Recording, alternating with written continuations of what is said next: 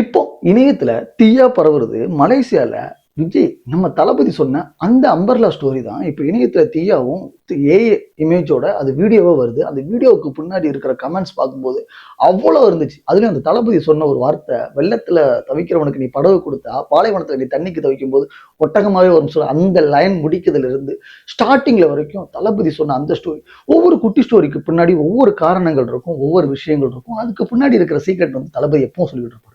ஆனா மலேசியால சொன்ன விஷயம் இருக்குல்ல, அது ரொம்ப முக்கியமான ஒரு விஷயம். ஒரு கூட்டம் கூடுது இல்ல, அந்த கூட்டத்தை முடிஞ்சு அவங்க போகும்போது அவங்களுக்கு நம்ம என்ன கொடுத்தோம் அப்படிங்கிறது ரொம்ப முக்கியமான ஒரு விஷயம். அதுல தளபதி சொன்ன இந்த அம்பர்லா ஸ்டோரி வேற லெவல். அது எல்லாருமே பார்த்திருப்போம். நம்மளோட பாயிண்ட் ஆஃப் ஒரு சின்னதா பார்த்துடலாமா? ஆக்சுவலா வந்துட்டு ஆட்டோ டிரைவர் ஒருத்தர் ஒரு கர்ப்பிணி பெண்ணை ஆஸ்பத்திரி கூட்டு போவார். ஆஸ்பத்திரி கூட்டு போகும்போது அந்த மலையை பார்த்து அந்த கர்ப்பிணி பெண்ணுக்கு என்ன பண்ணுவாருன்னா, கையில இருக்க கொடையை கொடுத்து இந்த கொடையை வச்சுக்கோமா அப்படின்னு சொல்லி கொடுப்பாங்க. அதுக்கு அந்த கர்ப்பிணி பெண் சொன்னாங்களாம், ஆனா இதுக்கப்புறம் நான் உங்களை எப்ப பார்ப்பேன், இந்த கொடையை எப்படி கொடுப்பேன்னு தெரியாது அப்படின்னு சொன்னாங்க. அதுக்கு அவரு சொன்னாராம், உன்ன மாதிரி யாராவது ஒருத்தர் கஷ்டப்பட்டாங்கன்னா அவங்களுக்கு இந்த கொடையை கொடுமா அப்படின்னு சொல்லி சொன்னாங்க. அப்போ அவங்க ஹாஸ்பிட்டல் விட்டு வெளியில இருந்து வரும்போது ஒரு முதியவர் ஒருத்தர் வந்து நடந்து வந்துட்டு இருந்தாரு மலையில.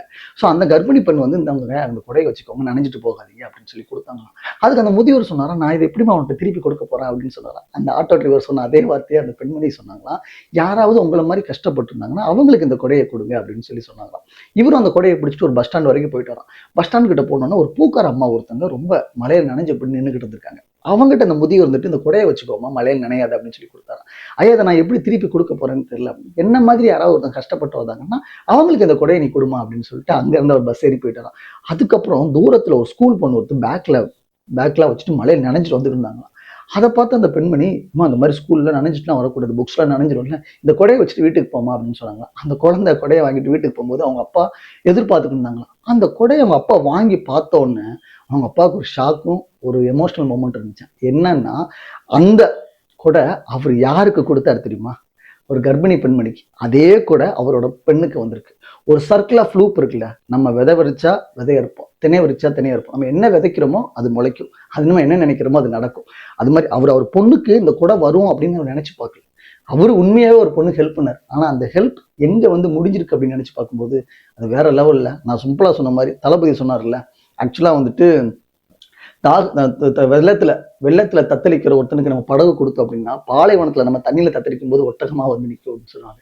அந்த லைன் மாதிரிதான் உண்மையிலே நம்ம தெரியாம நமக்கு நடக்கும், நாளைக்கு பின்னாடி நடக்கும்னு தெரியாம பண்ற ஒரு உதவி இருக்குல்ல, அது எப்படி வந்து சேரும் அப்படிங்கிறதுக்கு அவர் சொன்ன அந்த அம்பர்லா ஸ்டோரி வேற லெவலு. இணையத்துல தீயா பரவுதுன்னு சொல்லலாம். ஸோ அந்த ஸ்டோரி பார்க்கும்போது எனக்கு ரொம்ப முக்கியமா இருந்துச்சு. அதெல்லாம் மலேசியால அந்த விஜயோட ஆடியோ லான்ச், தளபதியோட ஆடியோ லான்ச் பார்க்கும்போது நான் விஜய் ரசிகன்லாம் கிடையாது.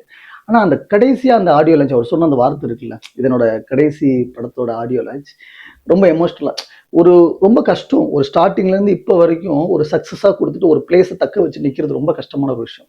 அப்படி தக்க வச்சுட்டு கடைசியா ஒரு படத்தை ரசிகர்கள் முன்னாடி டிக்ளேர் பண்ணிட்டு வெளில போற அந்த தலைவனோட பேச்சு இருக்குல்ல, அது ரொம்ப முக்கியமா உற்று கவனிக்கப்படும். அதே மாதிரிதான் அரசியல் அவர் என்ன பண்ண போறாரு, அவரோட செயல்பாடு என்ன, அவரோட கொள்கை என்ன, அதெல்லாம் வேற. ஆனா சினிமால அவர் உண்மையா 100% நம்மள ரொம்ப திருப்தி பண்ணியிருக்காரு அப்படிங்கிறது மாதிரி இருக்கும். ஒவ்வொரு ஆடியோ லான்ச்லயும் விஜய் சொல்லக்கூடிய அந்த ஒரு குட்டி ஸ்டோரி பார்க்கும்போது இந்த ஸ்டோரி பெஸ்ட் ஸ்டோரியா இருக்கிறதுக்கான காரணம் என்ன அப்படின்னா, அவர் சொன்ன கண்டென்ட் அது கடைசியா எங்க போய் முடியுதுன்னு ஒரு விஷயம் இருக்குல்ல, நீ பண்ற உதவி நாளைக்கு அது உனக்கு எப்படி வந்து சேரும் அப்படிங்கிறதுக்கு வேற லெவலு. ஸோ தளபதியோட குட்டி ஸ்டோரி உங்களுக்கு பிடிச்சிருந்துச்சுன்னா அந்த வீடியோ லைக் பண்ணுங்க, ஷேர் பண்ணுங்க, கமெண்ட் பண்ணுங்க. இல்லை இந்த அம்பர்லா ஸ்டோரியை பத்தி உங்களோட கமெண்ட்ஸ் எனக்கு கீழே கமெண்ட் பாக்ஸில் கமெண்ட் பண்ணுங்க. Thank you so much.